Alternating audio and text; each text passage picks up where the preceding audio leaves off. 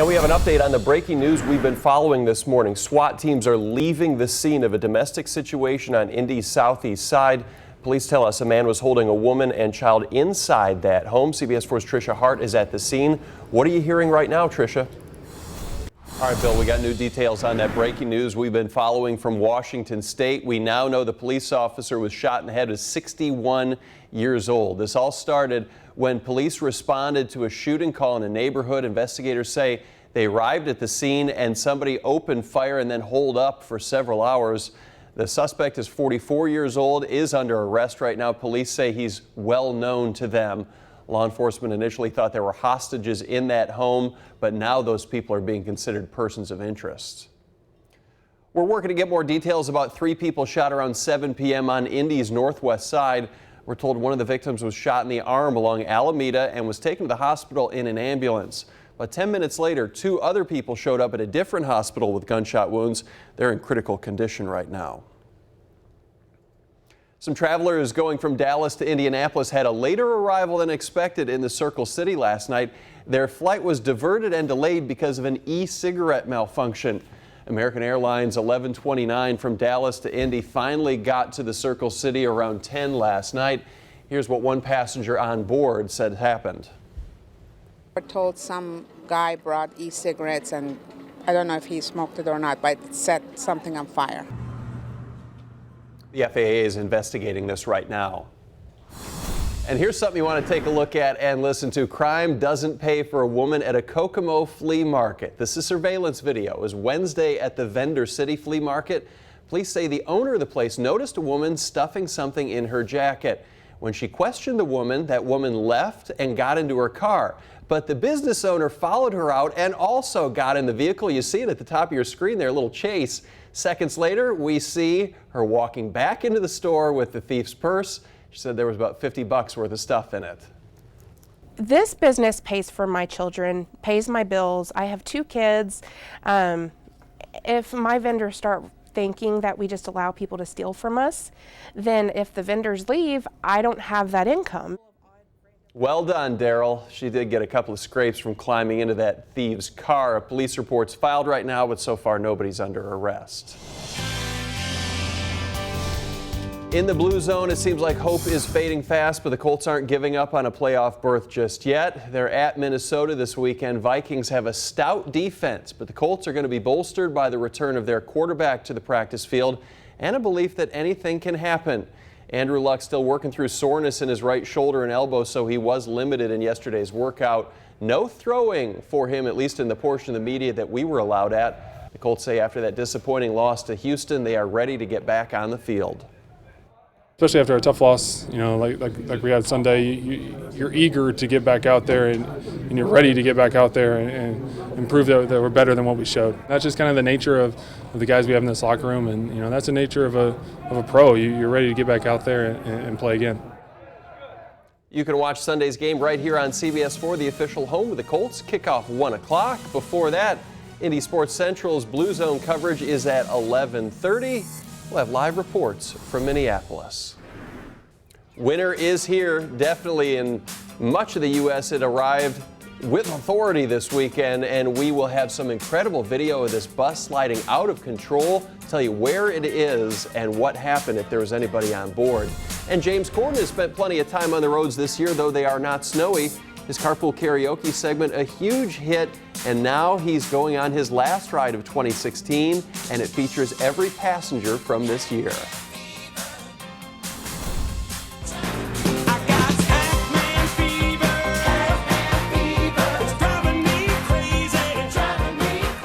That's one you don't hear on Carpool Karaoke, but if you long for the days of Pac-Man, Atari, Super Nintendo, or even the Sega Genesis, here is your chance to play retro 8-bit games on vintage consoles. It is Retro Video Game Night tonight, 5 to 9 at the Kokomo Howard Public Library, the main branch.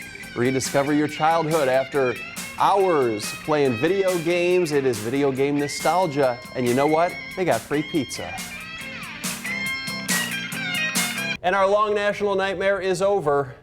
Apple heard your concerns and the Peach Bud is back. Earlier this month, they changed the look of their peach emoji because some thought it looked like a rear end. Well, people complained, said they wanted it to look like a butt, so it's back with a minor tweak. You see it on the right there. It is the peach butt now with a slightly longer stem. Fresh off the tree.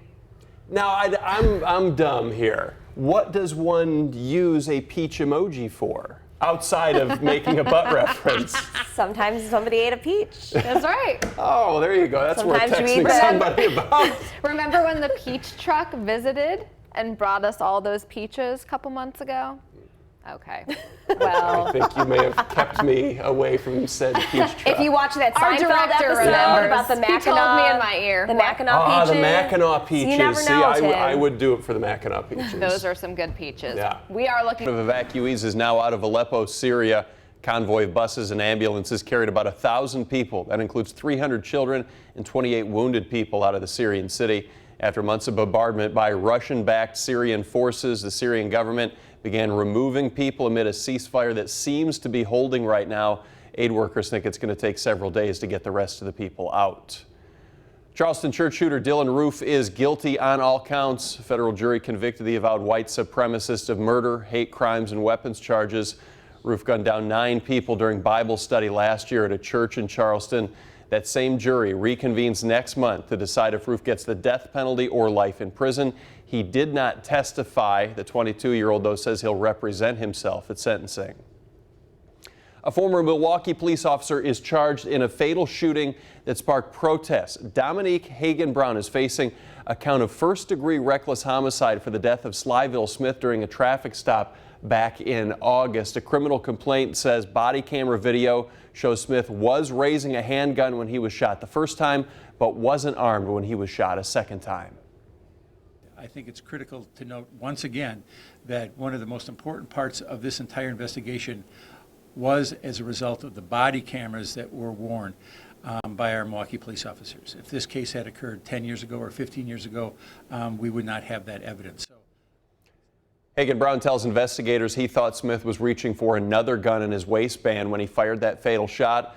The police chief in Milwaukee says there were mere seconds that separated those two shots, so he questions why one is legal and the other's not. All right, this is interesting. New research shows regularly popping Advil or Tylenol could compromise your hearing. The Harvard study involved more than 54,000 women between the ages of 48 and 73. Researchers found those who took over-the-counter pain relievers regularly for 6 years were 10% more likely to experience hearing loss. Researchers suggest regular users should talk to their doctors to see if they really need to be on the stuff. Water contamination concerns this morning in Texas. Residents in Corpus Christi are being told right now only drink bottled water. Now the store shelves are empty. Authorities say 24 gallons of a chemical used to make asphalt leaked into the water supply.